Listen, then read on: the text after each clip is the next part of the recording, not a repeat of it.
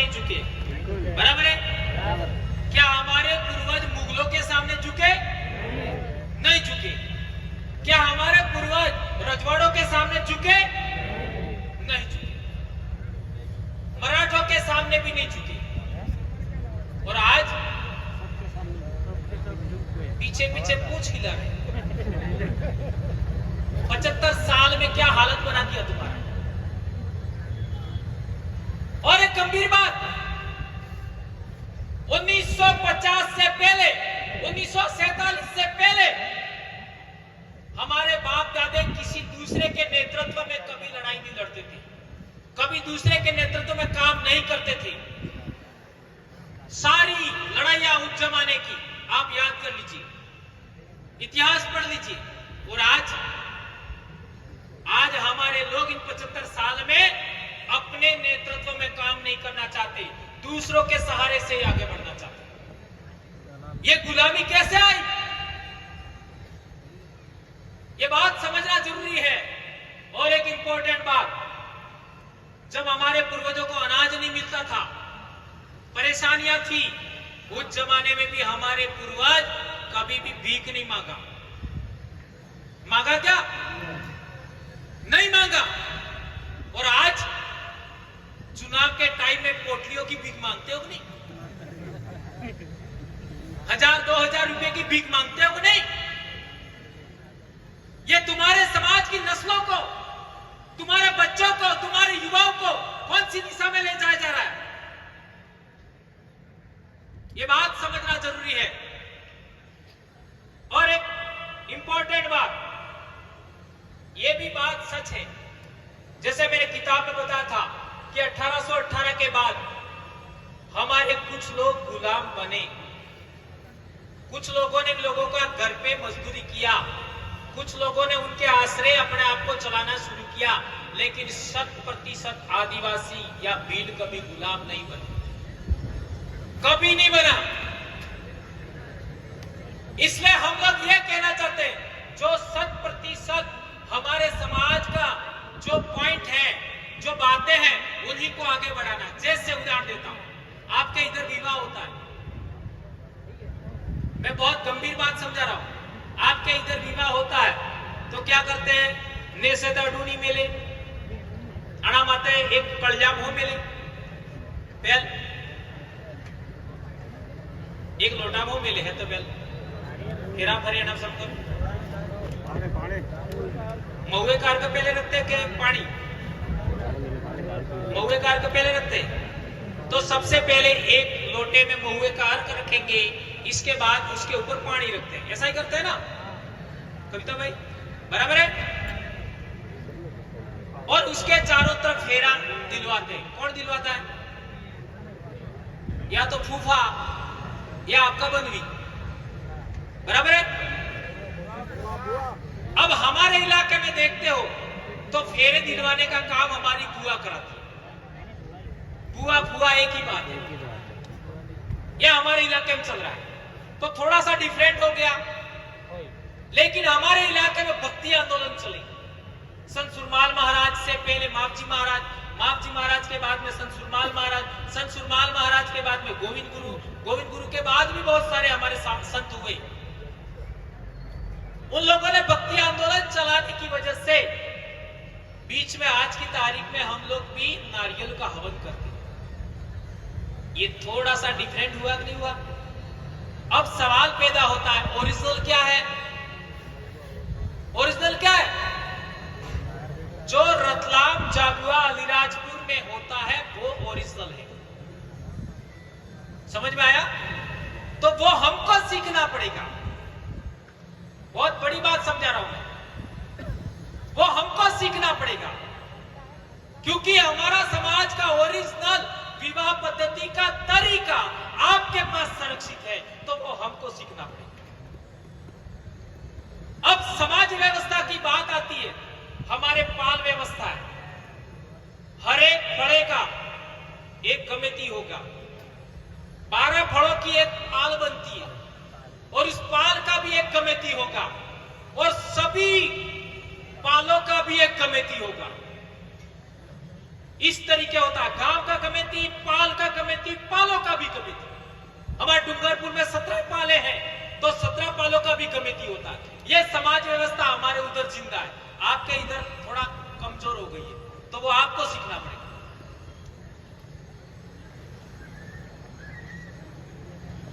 अब पूर्वज पूजा की बात करो, बाबा देव पूजा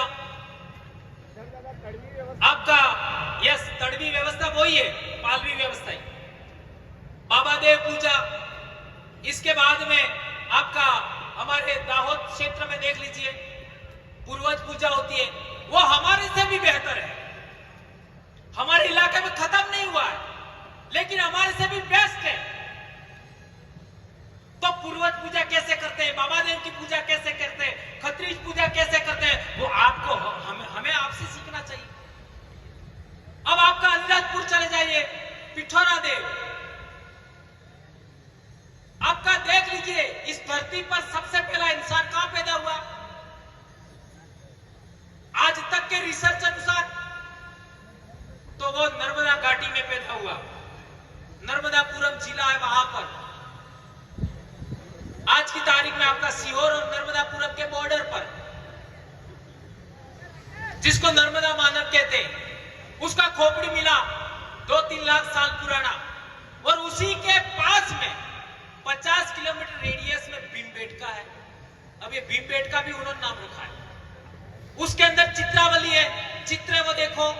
इसी तरीके से मंदसौर के पास में भी आपका गुफाओं में चित्र है, उनको देखो। हमारे राजस्थान में भी शैल चित्र है, उनको देखो। और पिठोरा देव को देखो, एक जैसा मिलेगा। तो ये कल्चर हमारा जिंदा है, उसको भी हमें आगे बढ़ाना पड़ेगा, वो हमको सीखना चाहिए, हमारे इलाके के लोगों को। इसी तरीके से आपका प्रतापगढ़ के इलाके में देख लीजिए,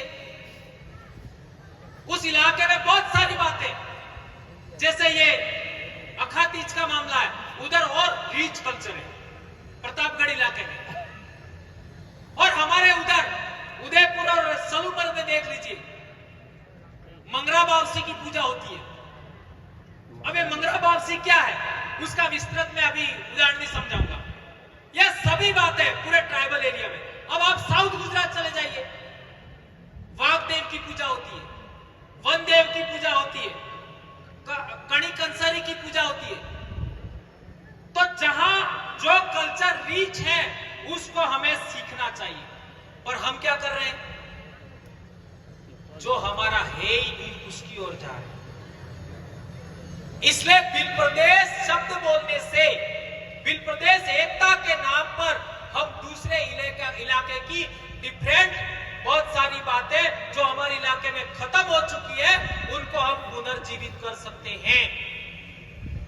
और आदिवासी बोली का पुनर्विकास होता है, आदिवासी संस्कृति का पुनर्विकास होता है, आदिवासी धर्म का पुनर्विकास होता है। तो हम लोग आने वाले 50 साल, 100 साल, 500 साल बाद भी हमारी नस्लें आदिवासी ही रहेंगी। अन्यथा ओबीसी, और ओबीसी में जाने के बाद आपका जल, जंगल, जमीन का अधिकार खत्म, 5वीं अनुसूची का अधिकार खत्म, आर्टिकल 13(3) का ग्राम सभा का खत्म, पैसा कानून खत्म, वनाधिकार खत्म। उसे कंट्रोल इन्फोर्सो,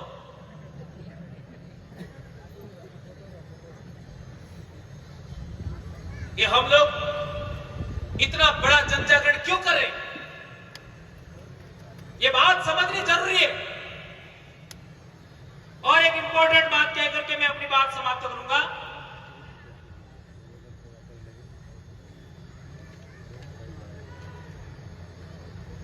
पिछले दिनों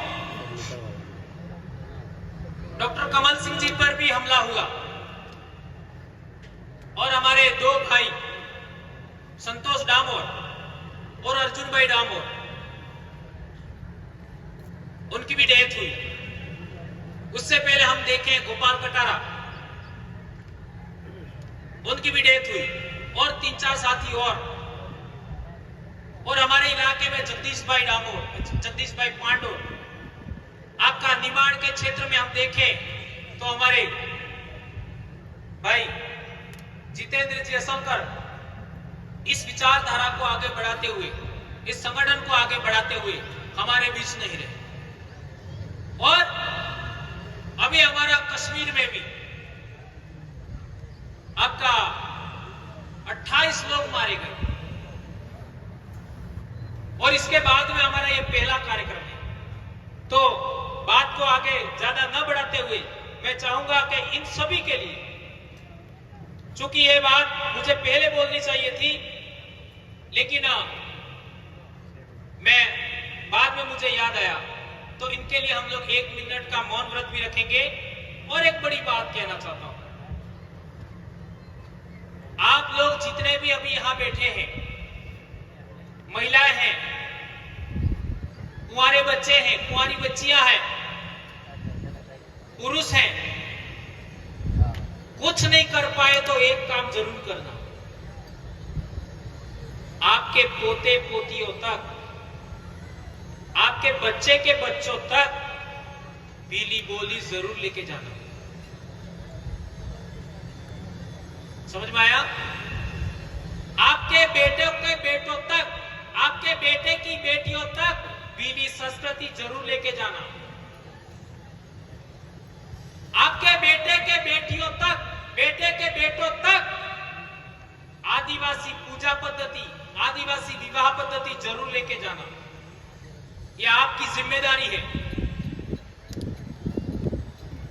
वो इजराइल वाला धर्म, जॉर्डन वाला धर्म, अरब वाला धर्म, ईरान और अनातोलिया वाला धर्म हमारा नहीं है। उसके लिए मरमिट मत जाना, ये बात ध्यान रखना। और हमारे फसली उत्सव, जैसे आपके इलाके में जातर होता है, हमारे उधर लीलवण होता है, उधर दितवारिया होता है, आपके इधर सलामणी होता है, उसको भी जिंदा रखना। ये प्रकृति पूजा है, ये फसली उत्सव से संबंधित कामकाज है। हमारे इलाके में बारिश नहीं आती है तो उसकी पूजा का विधान है प्रकृति का। बारिश ज्यादा हो जाती है तो बारिश को रोकने के लिए भी पूजा विधान है। फसल पर जीव जंतु कीड़े मकोड़े लग जाते हैं, उनको आपका कम करने के लिए पूजा विधान है, उसको जारी रखना। बाकी ये सारी बातें हमारे पूर्वजों की नहीं है, और आदिवासी इतिहास को भी आगे बढ़ाना। ये बात आप सबके बीच में कहते हुए मैं आपसे आग्रह करूंगा कि आप सभी साथी जहां पर भी हैं, एक बार खड़े हो जाए।